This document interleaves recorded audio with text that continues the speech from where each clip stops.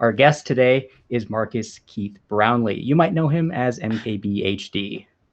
Thanks so much for being on the show, Marques. Thank you for having me, guys. I know it's been a long time. You actually were on our podcast briefly, like I want to say 6 years ago. I vaguely remember it. This was Sounds about around, right. yeah. It was a long time ago. Obviously, a lot has changed for you in the last 6 years, and I think that's probably where we want to start. I've been watching your new series, Retro Tech, which was of great personal appeal to me because the only technology videos I watch are about old technology. I'm that person who because I do it for work, watching videos about new tech to me is I get enough of that in my daily life. But stuff like videos about old technology, there's a lot of nostalgia and a lot of fascination there. This seems like probably the biggest, most ambitious project you've taken on to date. Would you say that's true?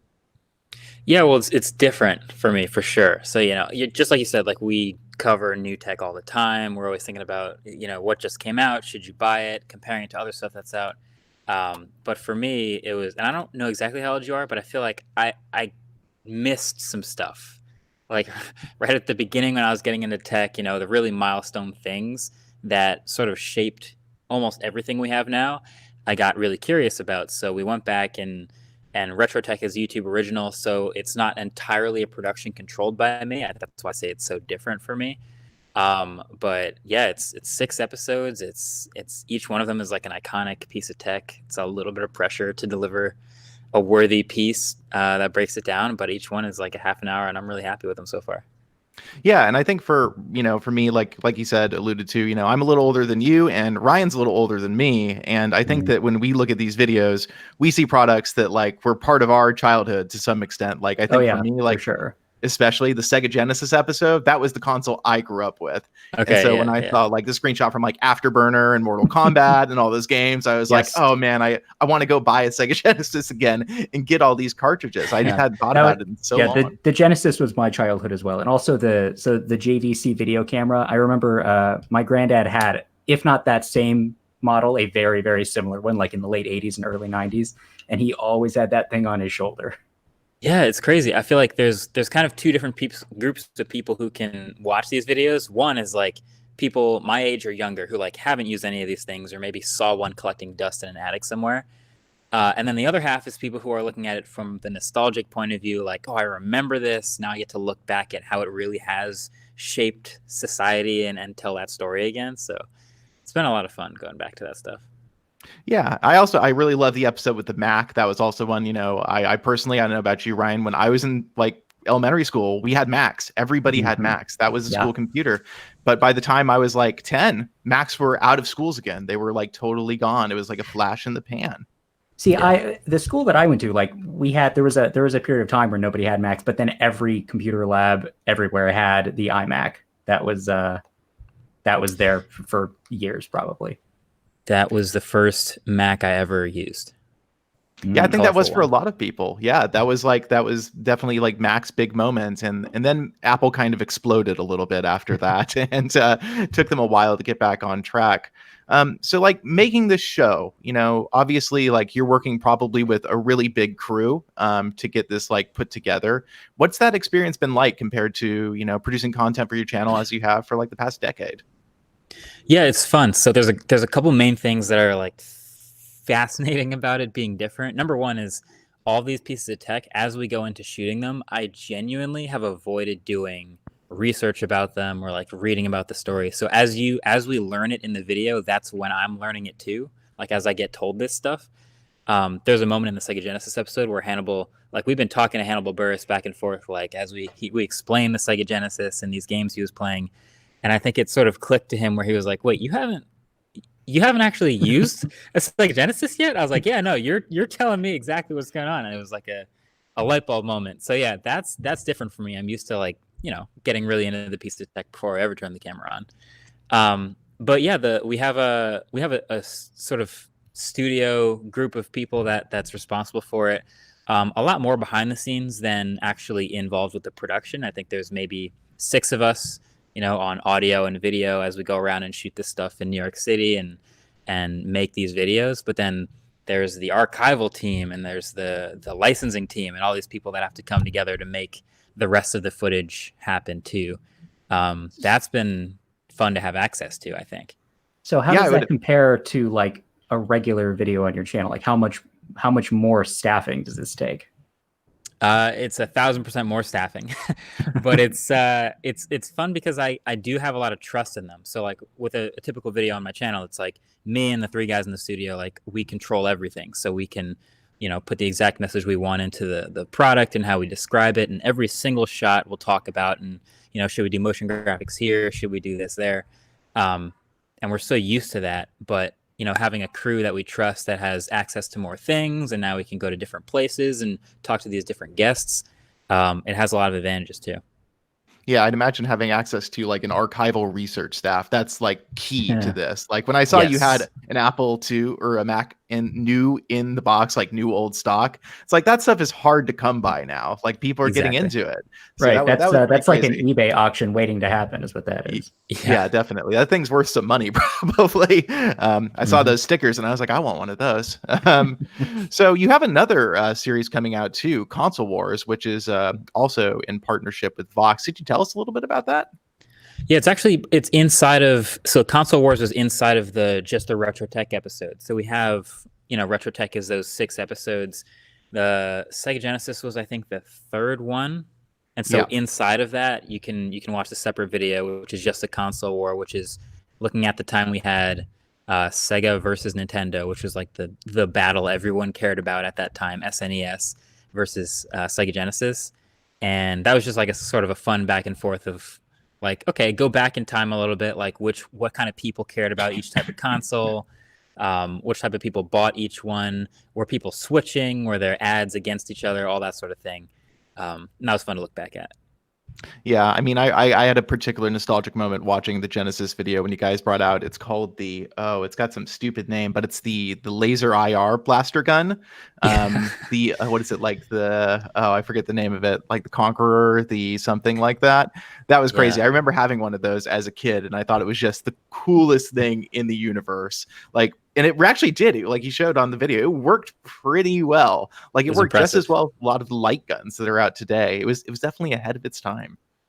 Yeah, it worked a lot better than I thought. That was the thing, is we went back every single one of these episodes and we used a working piece of this Retro Tech, and getting a Dynatac to work when there's no 1G networks anymore was probably the biggest task of all of these things. But yeah, we got the Sega Genesis accessories to work. I was impressed by how well they still worked. They just don't build them like they used to, I guess. Yeah, so definitely excited to see what if there's a season 2 of Retro Tech, if that brings, because I feel like there are just so many cool products out there. Some of my favorite channels explore a lot of this stuff, and I just feel like there's such a huge audience out there for a lot of this. A lot of us who grew up with it, or like maybe who were like our first computers were like hand-me-downs, and we got to use this stuff. It was a lot older than we were, and like we still have those kind of nostalgic memories for. Yeah, I'm excited. If we get to do a round 2, I'm open to suggestions, and I'm sure we'll have 6 great new episodes. Yeah, and speaking of, new endeavors, you've started your own podcast, which unfortunately I've not had the opportunity to listen to at this point. But what was the decision behind that? Why did you decide to do a podcast? It's been fun. So it's the Waveform podcast, and really it was born from the idea that there's so many conversations that we have around the studio, or just like random little tidbits of things that don't end up in videos that we want to expand upon or just discuss or get into the weeds on. And there's not really any place for that. Like there's stuff we talk about that I don't tweet and that we're sort of curious about. And so a podcast is a natural way to just, hey, let's just put the mics on and just talk about it. And there's even stuff that doesn't end up in the final Waveform podcast, but now there's like a place to get into the weeds and go back and forth and get into the specifics and details about random stuff that's just in the tech world, new devices coming out that don't get videos, all sorts of stuff like that. Yeah, I mean, there's obviously a lot more stuff than there is of you and your time to talk about it. So that totally makes sense. And I guess that kind of leads into, the fact that like, you guys are growing, like you have a production staff now. Obviously that's like, getting into really running a business and, not just making content, but like deciding how and when to grow. What are the biggest changes you've made to expand, the brand that is MKBHD? Yeah, wow. I mean, it's a lot. It's the notion of like you have to get good at not just your craft, but the management of your craft. And I think the philosophy really is just get people that are more skilled than you at things to help you with those things. I can't record myself from very many angles, so having people who are good behind a camera to record me, that's one big thing. Set design is a big thing. Motion graphics are big things that the guys that I work with now are all super talented at. Um, and it all just sort of goes into making each video a little bit bigger and a little better than I would be able to make it by myself. So that's sort of the basic of it. And we have 4 total people now: me, Andrew, Vin, and Brandon, all at the studio all the time. So you're building a new studio though, and that's been going on for a while. Yeah. Like what is the new studio? Is it just like bigger? Is that the goal, or is there something you needed that required you to build a new facility? I mean, it's mainly, yeah. It's so if you look around, we have this studio behind me now, which is, we call it A, and down the hall we have B and C next to each other, which are 2 more spaces that are completely filled with gear, with the top-down set, with the robot, with all sorts of other set design stuff. So yes, it's bigger. It's more space to spread out and set up more dedicated set individual things. Hopefully, early 2020, we will be moving into there. And then that'll give us more room to expand. We got more space than we need for sure. So we'll be able to grow into the space and use it to the best of our ability. So as far as like the building and design and everything, how involved have you been? Or have you like decided to let like, a design firm or a construction company really take over? Or is there like, are you really deeply involved in the project? It's a little bit of both. Like there's an architect and a design construction firm that has worked on our building before. So I've worked with them on this space, and there's not that much custom. This is kind of like an empty box that I built into, but now we have a custom floor plan where we have certain rooms that are dedicated for certain things. There will be a podcast room in one side.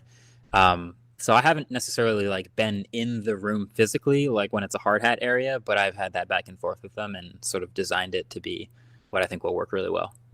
Is there like any one big new thing about the new space that you're really stoked about, that you're just like, finally, I have this? It's going to sound crazy, but we have our own kitchen, which will allow us to not have to depend on the very, very small restaurant downstairs that is very slow. Well, I guess that's unfortunate for that restaurant, but I can definitely understand the desire to have a kitchen, especially, I mean, you're probably spending most of your days there. Like how do you work basically 6-7 days a week at this point? Yeah, pretty much. I mean, I've ended up becoming like I try to be a good boss in a way. And so I give the guys a predictable 9 to 5, but I'm in here all the time. And yeah, you end up wanting to have like a little bit of a kitchen area, maybe a lounge area to take a break. Yeah, maybe like a little room in the back with a cot so you can just sleep there. Yeah, you never have to leave. Yeah. We'll have to do all these things. Yeah, that wouldn't be problematic at all. So, when we talk about like, people who are creators, like, I know, and, I've known a lot of people who work on YouTube in the tech like niche for a long time now. And it's the question you have to ask everybody, because it's always the one that like people want to know. So out of everything you made this year, what was the video you look at and say, that's the one? Either it could be for like just like holistically what it was, or just for the technical achievement, or for the fact that like you'd wanted to do it for a long time and you finally got around to it. What was the video that really stood out to you? Wow. I mean, I get asked to look backwards a lot, and I have a severe case of recency bias. So there were some really interesting things we got to do this year. The Bill Gates interview sticks out to me just because it was like we sort of scrambled at the last second to make that possible, and a little AP exclusive. We're trying to do a part 2 in 2020, so that was really fun.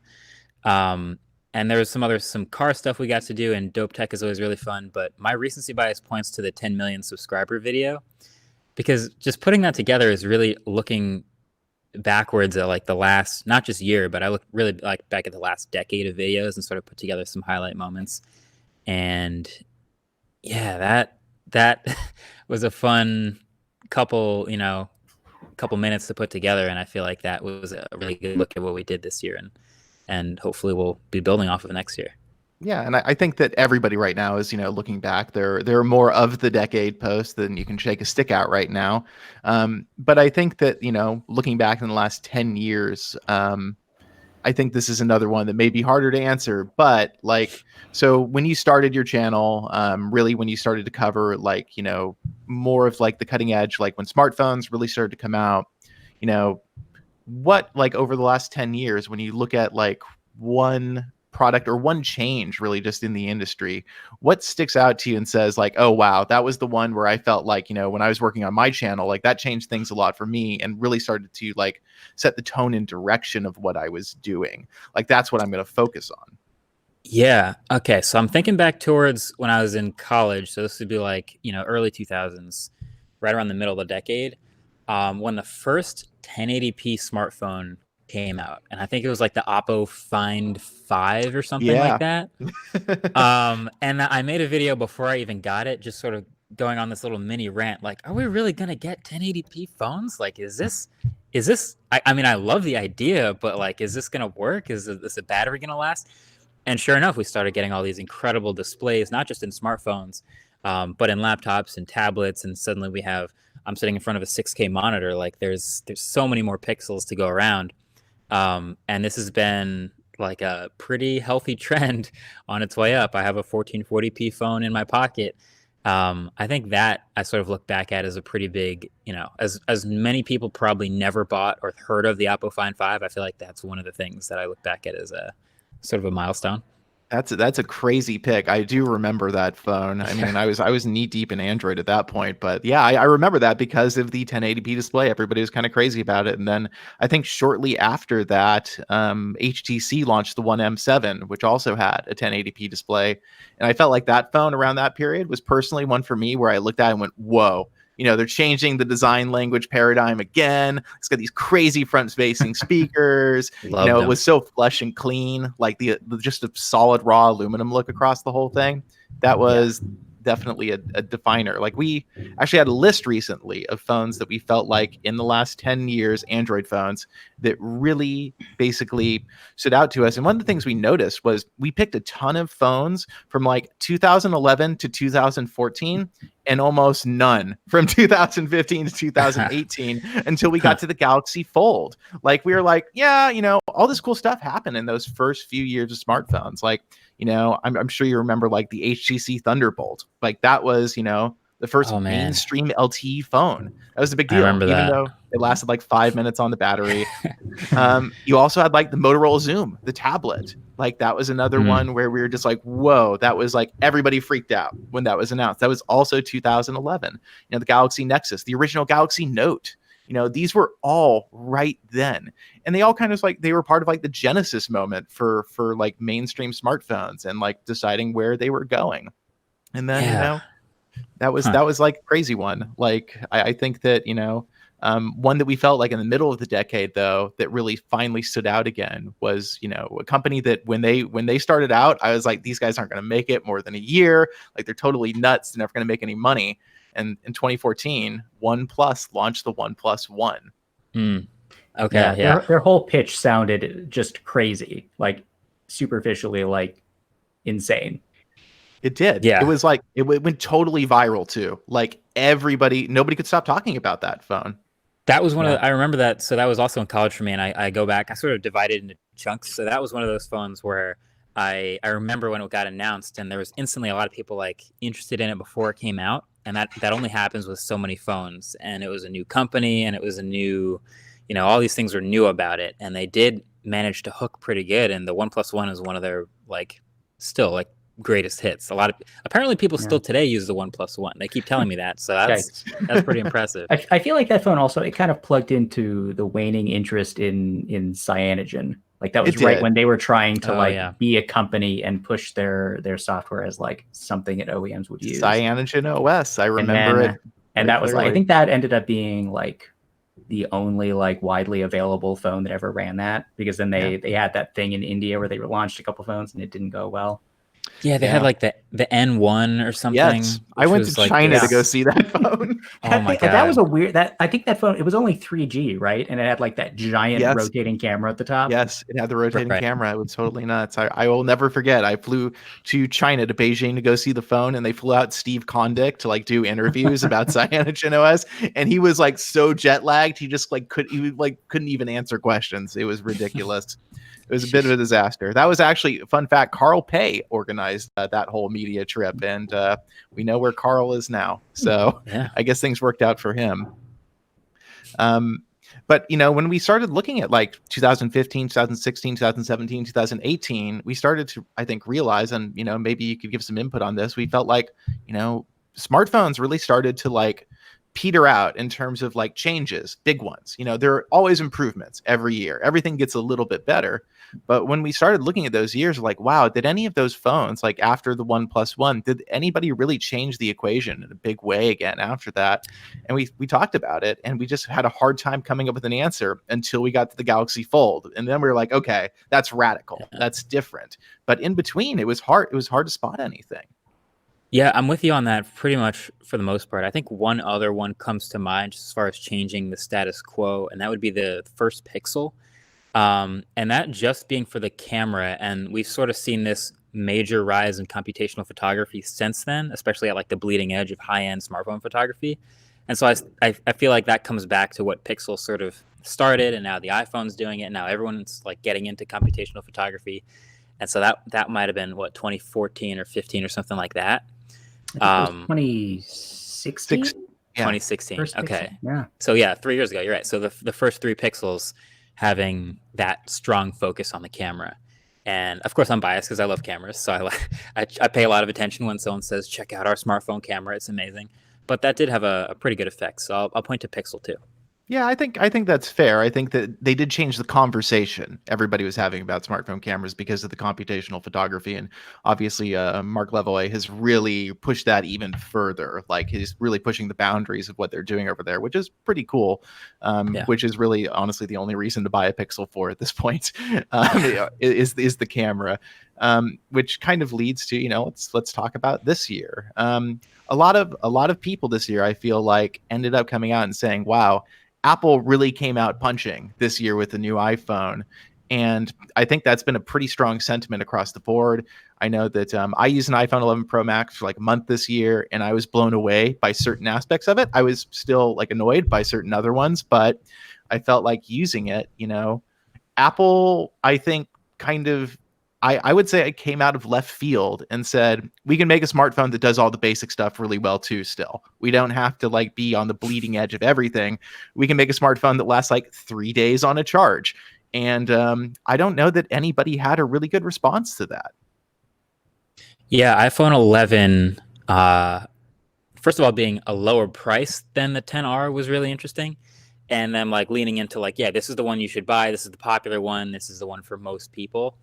And it is a really good phone in a lot of ways. I think the 11 Pro, still being on the bleeding edge, still is best in class at several things, which is still really impressive. The processing power comes to mind. I think their cameras leapt back up to right around the top of like the best smartphone camera you can get, especially in video. So that's always great to see that they're still good at that and focusing on it.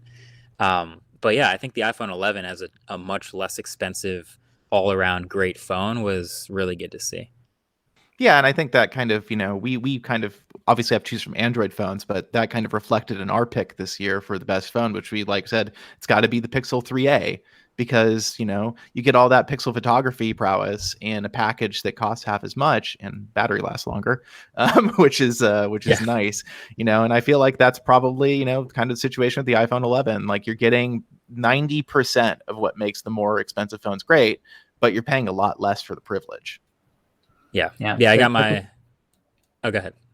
So I was just gonna say that the Pixel 3a, like even when it came out at $400, that was a really good price. But I've seen it on sale for like substantially less lately. It's like happens if you need a phone right now, it would be kind of silly to buy something else. Like you can get for like $250, $300, you can get that phone that does almost all of the things that the $900 or $1,000 Pixel does. Yeah, no, that's a great buy. I was gonna say I have my smartphone awards coming up this year pretty soon, and I think there's going to be some some really tough choices to make. Yeah, I we'll await and see. I think it looks like voting's over, and I'm pretty sure our readers gave it to the Pixel 4, a decision I don't agree with. I feel like that's kind of a backlash against the reviews. I mean, I feel like a lot of people who like Pixel phones and read Android Police are content with what the Pixel 4, specifically the Pixel 4 XL, offers. I don't think that phone's battery life is bad. I think it is average. It's fine. The small phone, I think, is a little below average and is not really appropriate given the price point. But I don't know. I mean, I don't dislike the 4XL as much as some people on this podcast do, David. But I am still surprised that it won, though, because it seems like every time we post a Pixel article, the comments are mostly negative. But internet commenters being internet commenters, I guess. Very vocal. Yeah. No, I don't think it's a... I think honestly that the Pixel 4 XL is not a terrible phone. It's just when you think about all the things, well, when you think about all the things that make a phone great, you also consider price and expectations and what else the company could have done, and a lot of those things bring Pixel down in a lot of people's minds, I think. So, absolutely. Yeah. I think it definitely is. Google was hoping they could just lean on the camera again, but Apple has definitely made improvements this year. Yeah, it's been a tough year to be a smartphone maker, quite frankly. Apple's made it a little harder for everybody. One quick question from the chat before we roll into our advertisement for ourselves. As a professional Pixel peeper, what's your opinion on 4K phone displays? Okay, I think the difference between a great 1440p phone display and a 4K phone display is not necessarily worth it. And when I say worth it, I mean worth the difference in price and battery life that you're going to pay for having it. So I would much rather have a great 90 to 120 hertz 1440p display OLED over a 4K LCD just to have the pixels. Yeah, I think that's the rational choice at this point. Is refresh rate definitely trumps pixels right now. Yes, it is hard to go back. Yeah, it's hard to go back after you get used to a 90 hertz display. Real. Yeah. With that, I'm going to roll our ad for ourselves. The Android Police podcast is live 3 times a week. We're on live at noon on Twitch. You can catch us. We have great guests like Marques a couple times a week usually, and otherwise you can catch us covering the news. We're also live on Tuesdays. Cody and Corbin do a Q&A for all of your various Android smartphone or life questions, I guess. I don't know. You could ask them important life things if you really wanted to. The best way you can show your support for the podcast is by subscribing to us on Twitch. That's twitch.tv/Android Police. If you're an Amazon Prime subscriber, by the way, you can just subscribe to us for free. It doesn't cost you any money. You just take money out of Jeff Bezos' pocket and put it into ours, which I think is something everybody can get behind. You can also pay to subscribe to us if you want. Tiers start at $5 a month. You get a special emoji for Ryan's face, which I really don't understand as a perk, but some people seem to enjoy it. Once again, that's twitch.tv/Android Police. We're on 3 times a week, Monday, Wednesday, Friday at noon. Thanks, and we'll get back to the show. So, Marques, I think we'll shift gear away from phones and, all of that, because I think we could talk about that endlessly, which is, oftentimes what we do on this show. And, maybe talk a little bit about you to the extent you're comfortable, Okay.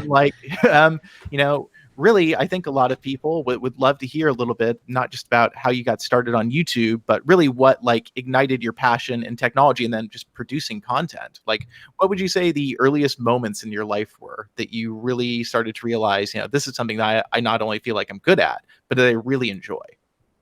Yeah, wow. I mean, so the earliest, I feel like I've been into tech as long as I can remember, but I do have a really early memory of, again, that dusty JVC camcorder in the closet, of taking that out and walking around the house pointing it at stuff. And I didn't have any place to edit that video. It was just on a tape. So I'd sort of edit in the camera by cutting and taping and recording over itself.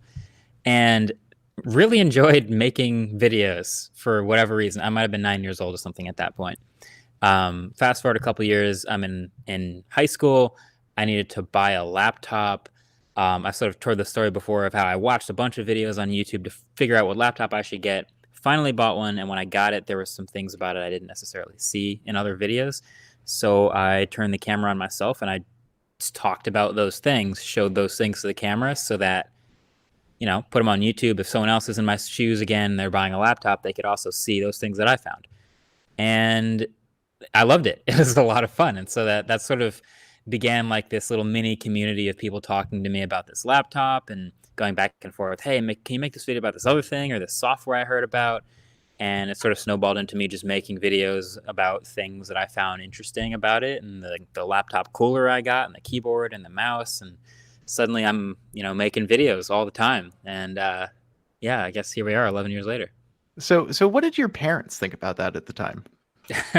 So my parents were like, all right, as long as your grades don't slip because you're like too distracted with the internet or something, I guess that's fine. I think they gave me like the classic like mom and dad like be safe on the internet talk, like don't show our address and don't be stupid basically. But yeah, they're like reviews in tech, like that's not the worst thing you could be doing with this spare time. So I think this is fine. Yeah, totally. I mean, if I was a parent and my kid wanted to do that, I'd be like, yeah, I mean, because obviously, like for us though, we're like in the content business already, so we're like, it's totally not work out. Go put yourself on the internet. It's fine. Yeah. Nothing could possibly go wrong. Following a dad's footsteps. Yeah, Yeah. that'd be pretty funny. So you went to college at the Stevens Institute of Technology. What was like what was like college life there like? What did you like? What were your favorite courses? What area of study did you find you really ended up enjoying most? Yeah, I did. I went there for business. And so my major was business and technology with minors or concentrations, as I call them, in information systems and marketing. So I was already sort of doing this YouTube thing, and I was interested in tech and also the relationship between media and tech companies. And, when you take your first 2 years of college, it's like, hey, do you know stats? Do you know physics? Do you know chemistry? So we get those things out of the way. And then I started taking classes on social media and international business. And it was sort of a way to pull back the curtain on some of the companies that I've been talking to one part of. I get to read about the other parts of. So that was kind of cool. But eventually, after those 4 years, I feel like I haven't necessarily used the education part of it as much as I've used I played Ultimate for that team for 4 years. I formed relationships with people working at some of these companies. But I feel like the fun part of it was just pulling back the curtain a little bit on the business side of it. Was there a point? Sorry. Was there a point like when you were in college that you just sort of became a known person and people would just sort of like recognize you and like ask you about things that you said on the internet? Probably. I mean, I don't think I noticed necessarily because I think it was in the beginning of college. I think it was before 1 million subscribers. So I think at some point during that, I hit 1 million subscribers, and people were like, "Wait, what does that mean? What are you doing on the internet?" Whatever. Don't just go back to class. But eventually, yeah, there was I think I remember I was in social media. I forgot the name of the class, but it was a social media class where the professor ends up talking literally about exactly what I'm doing and asks me to address it to the class. And I'm like, oh, I guess fine. That makes sense. But yeah, there was never really any point where it suddenly became different. I think it was just always sort of intertwined into what I was studying.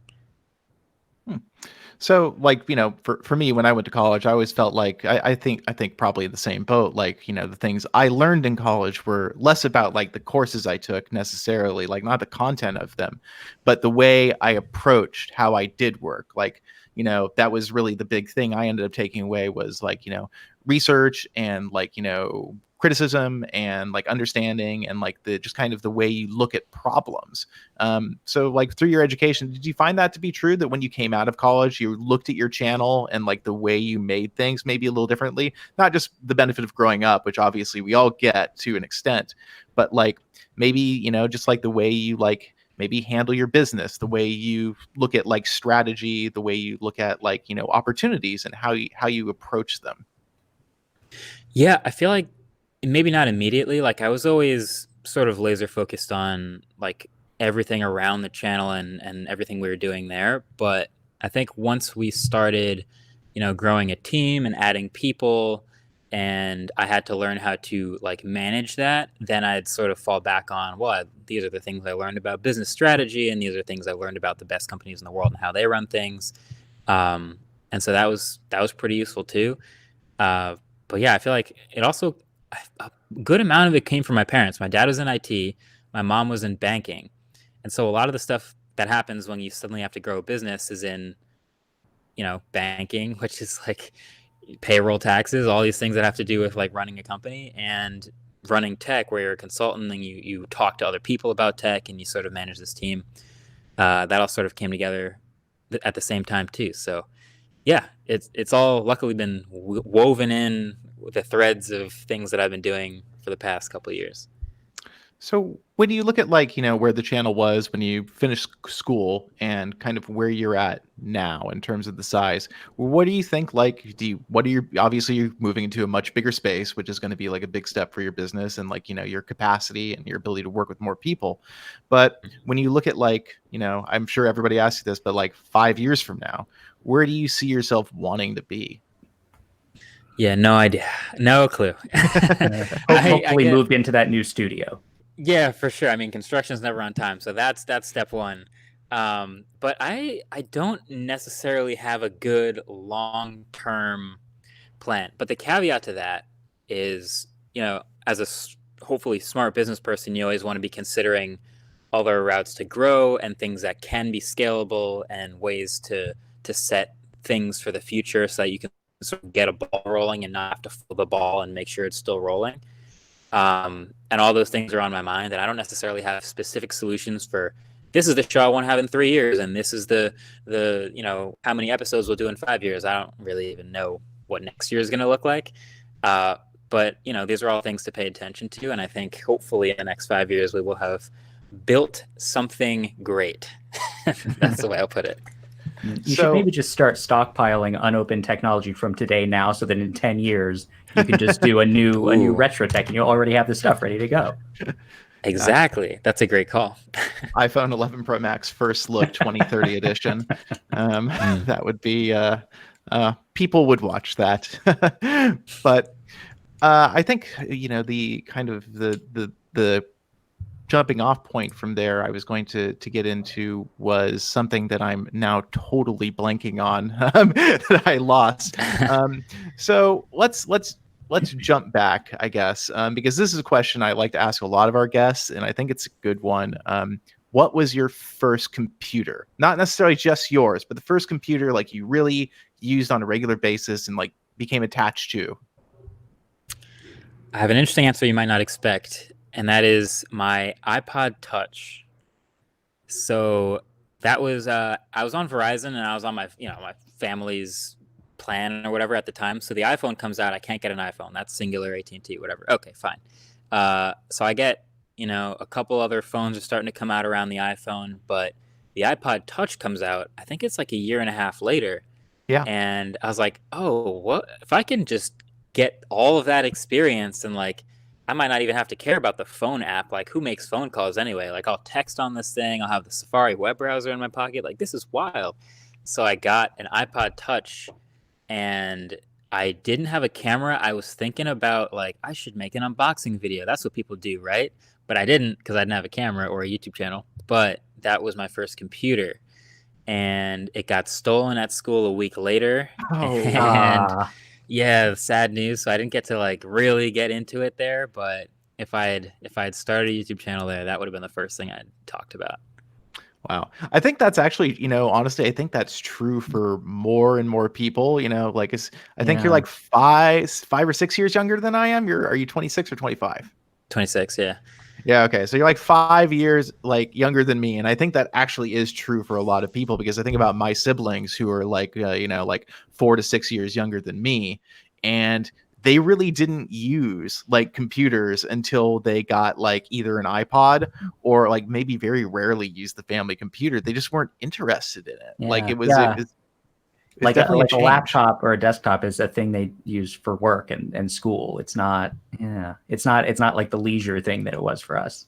No, yeah. I guess. And it was also gaming wasn't a thing until, I mean, there was PC gaming, of course, but like there wasn't a great game on the family computer, so I wasn't super interested in it. But obviously, the iPod Touch comes out, and suddenly I can just grab a free game and just play it. Yeah. So yeah, iPod Touch plus Wi-Fi. It was great. Wow. Yeah, awesome. So I think that you know, another question I'm sure that a lot of people have, like, in terms of, when you're starting out, like in your, making these first videos, of course, like you're probably flying a little blind, like just looking at like all the videos, like you look, like you said about that laptop you reviewed. When you were starting out and like you got to maybe your second, third, and fourth like product review videos, what was the channel or like even the TV show or personality or website you looked at and said, I really want to aspire to, like, this is like the level of quality, like, and insight that I really aspire to? Wow. Okay, I'm gonna go way back, and I don't even know if this site still exists. So it's like way, way back. But when I was first starting, I was doing a lot of videos about software, and I was obsessed over the quality of the screencast I was making. So I was, if you can imagine, like a screen recording and like the mouse flying across the screen and like perfecting the amount of motion blur and getting it just right. Like that was what I was doing. And there was a site called techsupportalert.com. And I'm not even going to try it. I don't even think it exists anymore. But if it does, good for them, because they had great quality tutorials, and there were written tutorials about like how to do this, how to set up that, how to download and switch these things. And I was like, man, they have a whole catalog of like everything on this site. This is amazing.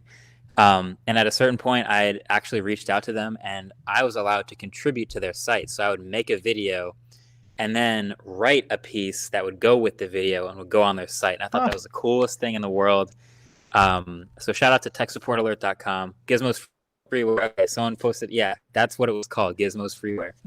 And yeah, they're still doing their thing. If that works, that's amazing. That is ridiculous. Shout out to them. Yeah, it looks like it's still a thing. Yeah, it's got Windows 10 articles. They're still going. Yep, 20th of December, 2019.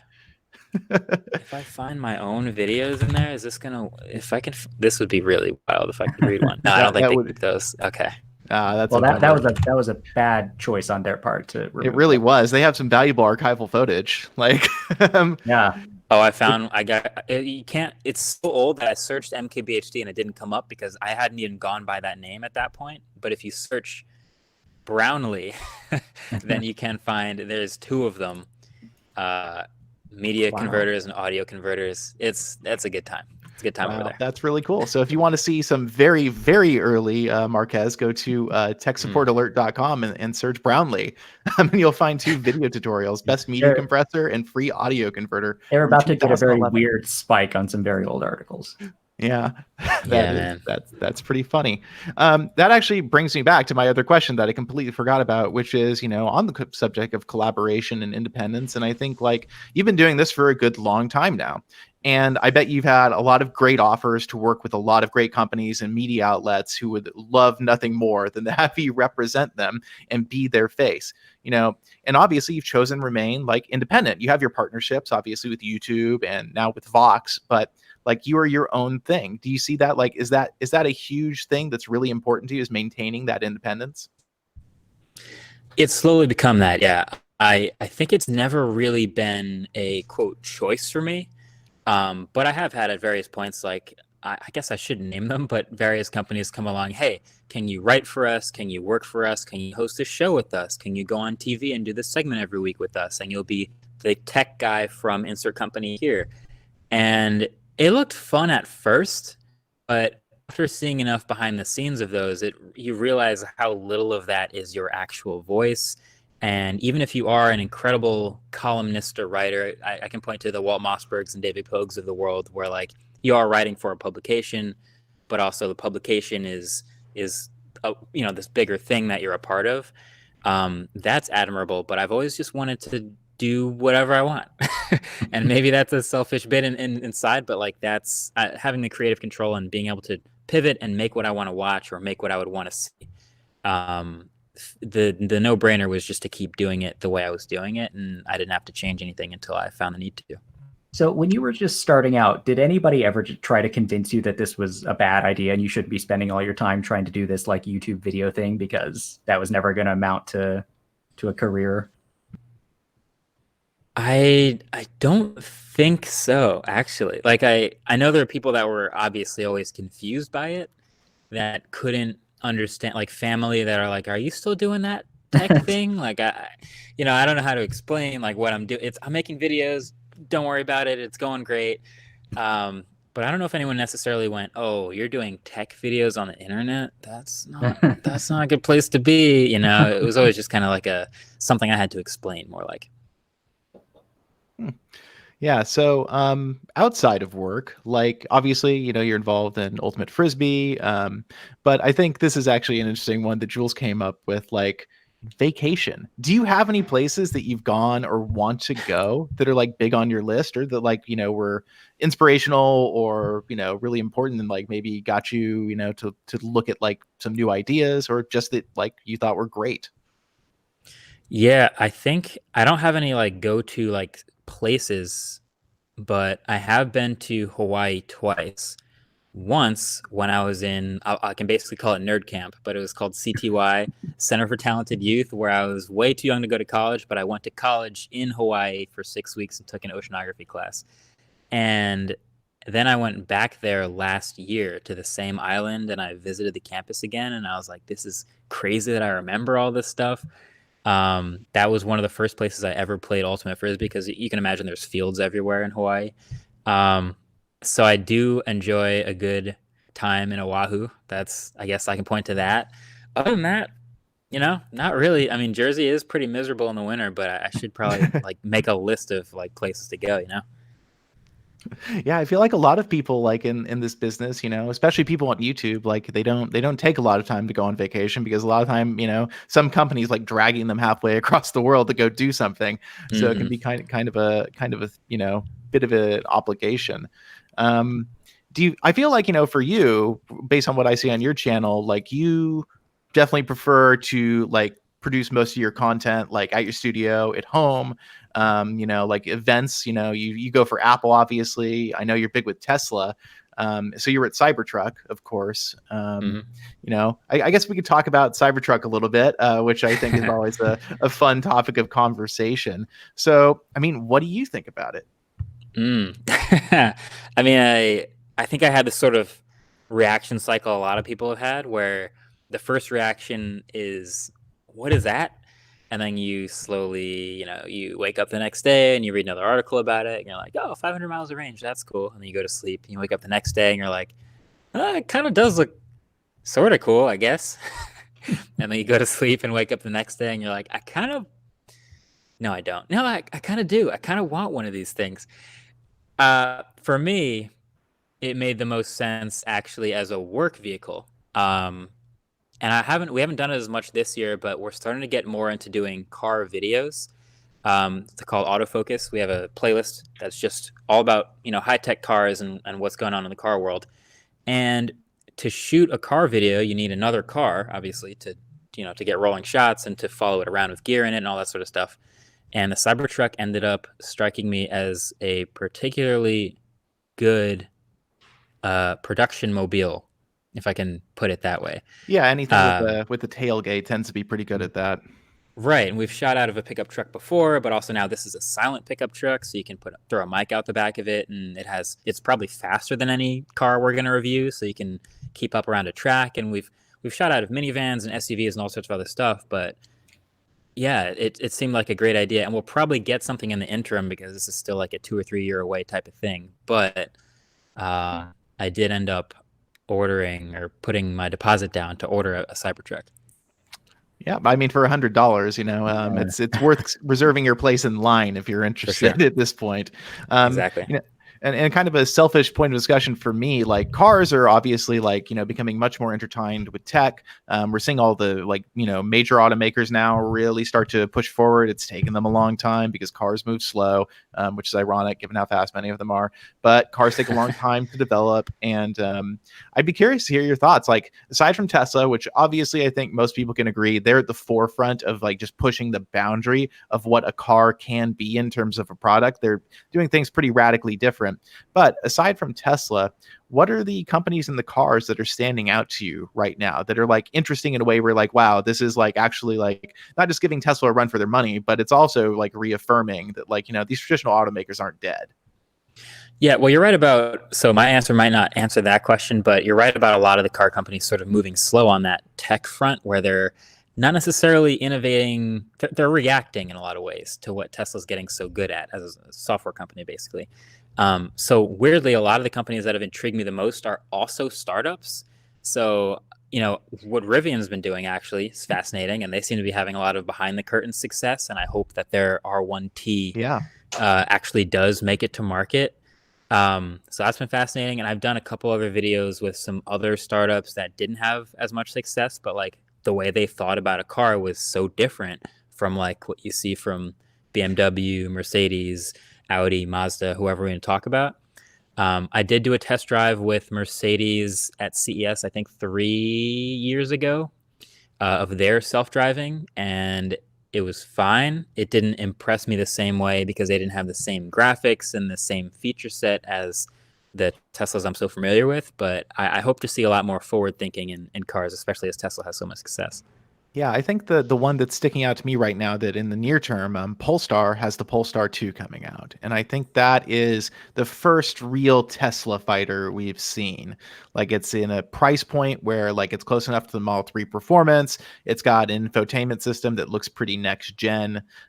Self-driving stuff, I don't think they're really there on. I think Volvo's mostly assisted drive. There's not like a lot of ambition there yet. Have you had a chance to like sit down in that car and take a look at it at all? No, but I want to. There's a couple of cars I really want to check out, and I, eventually probably compare them to Tesla, just because electric stuff tends to get compared to Tesla no matter what.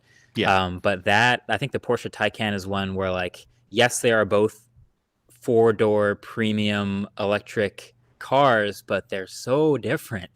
And to like drive a Taycan versus a Model S, you'll actually see that difference. So I want to drive a Taycan as well. Just sitting and actually getting to use these things. Yeah, I'd be really curious to see what you think of the Taycan, because it's a car from a company that like it's a totally different philosophy behind cars there. Tesla is very much like, been accused of, and I don't mean accused necessarily in a negative way, but of having kind of a video game approach to driving. Like, it's a bit like arcadey, but that's like what a lot of people love about driving their Tesla. It's really effortless. It's like the 1 foot driving thing, whereas Porsche's like, no, we will have you use the brakes. Like they're very like it's a very different approach. They don't like, they want, no, we'll let you coast. We don't want you to do regen braking. And unfortunately their EPA mileage report was really bad. And I do wonder how that's good. Yeah. That was not good. It's okay. They hired another company to give them better numbers. I'm sure that's totally on the up and up. Yeah. VW Group's never done any kind of shenanigans with regulatory things. For sure. Clean record, obviously. Yeah. I mean, I think it is a really cool car. Looking at the interior of the Taycan, I think they really updated like the normal car look, which is, I think, an area where, some people love Tesla's like ultra minimalist interior. I think like it's definitely got that super Scandinavian vibe to it. Like car interior, all a premium IKEA. Which is like just so stark and clean. And also it leaves you a lot of room for stuff. Like there's no doubt the Teslas have the most interior storage space, but looking at the Taycan, to me, it's like, oh, that looks like a regular car. So I guess I get, there's a bit more appeal for me personally, but I have not had the chance to drive one. I believe Chris Davis is supposed to get to drive one. I will be asking him about it when he does. Nice. So, I think we're nearing the end of the show here. So I want to move on to the few listener questions that we have here. And we've just got to have a handful. We didn't have the names of the askers on these, but I guess we'll just get started. So Marques, what are your thoughts? This is from some viewer. Oh, this is from Max Weinbach. What are your thoughts on 108 megapixel smartphone cameras?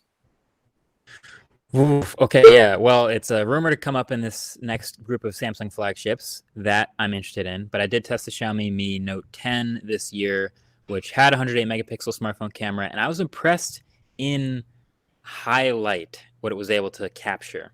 And I'm a sucker for sharpness and detail. I shoot on an 8K camera, like I spend a lot of time pixel peeping, so I liked what I saw. But it did have its downsides, which is why they default to the pixel binning 27 megapixel mode, because that's typically better than the full resolution mode in most situations. So I'm interested to see how this potentially evolves. I think we've seen this megapixel war sort of start in the past and sort of die down. But a company like Samsung putting a lot of resources into making it work and potentially being successful could push that forward a lot. So I'm curious. Okay. Haikazuma asks, will you provide any info on what the Smartphone Award trophies this year look like? I will not, but I will say they're great. no. And yeah, but we spend a lot of time. I have a document on my desktop right here called Smartphone Awards that I was just working on today, and it's a good one. We've got two more questions here. One from an unnamed asker at this point asks, is it too late to jump into digital media on your own at this point?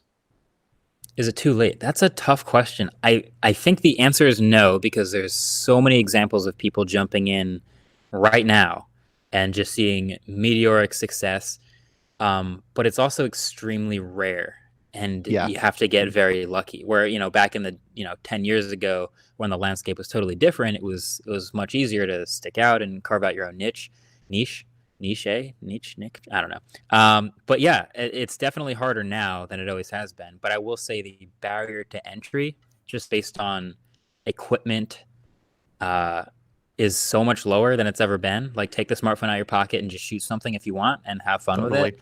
And don't worry about it being a job or a moneymaker or anything. Just have fun with it. Yeah, I definitely agree with you on that. It's never too late to get started on this, but at the same time, recognize that like Marques says, success is pretty rare at this point. But that's just because there are so many people trying, and because everybody wants to do it, and because it's fun. So you should do it because you think it's fun and it's like satisfying to you. Shouldn't just do it because you want to make money. Because if you do that, you're going to end up disappointed. And finally, our last question from Crunchy Goodness, who asked this on our Michael Fisher episode, and I have to agree, it's a really good question. It's a really good, really dumb question that I love very much. So you have 5 condiments that you get for the rest of your life. One comes out of each finger. What are they? Whoa. They have to. I don't know if the fact that they come out of my fingers changes the choice of condiments. I don't know if it does either. I think that's entirely up to you. If you are more comfortable with certain condiments coming out of your body, then that's your call. Okay, well, sure. Okay, let's go. I mean, a classic is ketchup, right? So I got 5. So ketchup is 1. See this. It's tough because what is a condiment is really the question I want to ask. Like, if I have pasta, is tomato sauce a condiment? Do I need? No, I'm going to say tomato sauce is not a condiment. So I would say a condiment something you're not going to make at home. Probably. So is relish a condiment or no? Yeah, yes, I think. Yes, I think relish is a condiment. Okay. All right. Well, all right. Okay, so all right. Ketchup's 1. Let's go barbecue sauce 2. Another classic. I got room for maybe another like pesto type of classic. So there's 3. And then let me throw in chipotle sauce, and on top I'm gonna have salt. Salt. I don't know if I can allow that. Is that not a condiment? I don't think that. I think that condiment has to be some sort of sauce. Sauce. Okay. Interesting. Then let's have the final one be chocolate fudge. Okay. Okay. Yeah, that's actually that is allowable. I'm happy we were able to get that worked out, and that we got such interesting condiment answers. We should have a document to track all of these to compare at a later date. For all 2 times we've done it so far. Well, we should definitely start doing it every week. Okay. So all the topics we've talked about today can be found at androidpolice.com/podcast. We're live 4 times a week at twitch.tv/androidpolice. That's noon, Monday, Wednesday, Friday for the podcast. We'd love to hear your thoughts, unless they're negative. So you can send them to podcast@androidpolice.com. And Marques, what are you working on? What do you want to plug? What do you want to talk about? I'm working on the Smartphone Awards right now, so I'll go ahead and plug that. That's coming up before the end of the year. We'll give out our awards for the best, the worst, the most interesting, most improved. And if you ever want to watch any tech videos, youtube.com/mkbhd. Yeah, and I think it's safe to say everybody knows where to find you. So great. Looking forward to the Smartphone Awards and seeing who gets picked. On Twitter, I'm RDRV3. Ryan is at Ryan Whitwam. Our producer, Jules Wang, is at Point Jules, and our theme music is by Home. We'll be back here next week on Monday. Nirav Gandia is joining us from Future Labs. We hope to see you then. Until then, have a great weekend and take care.